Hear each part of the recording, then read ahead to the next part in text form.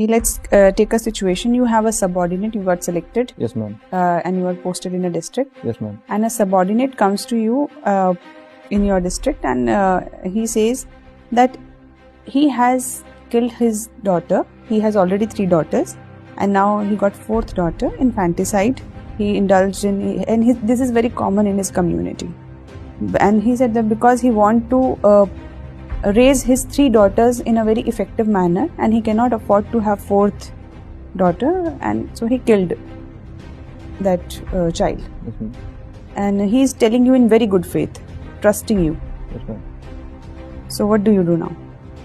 Ma'am, as we all know that killing of someone is a culpable homicide.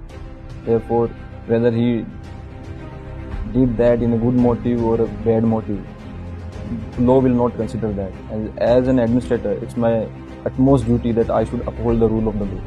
So I will definitely charge him again under the culpable homicide or under the relevant provision of the IPC. And what about the trust he is posing in you? Ma'am, the trust which he is posing on me, I personally believe that as he is disclosing all the facts, then the court will undertake all the aggravating and mitigating circumstances in this particular case.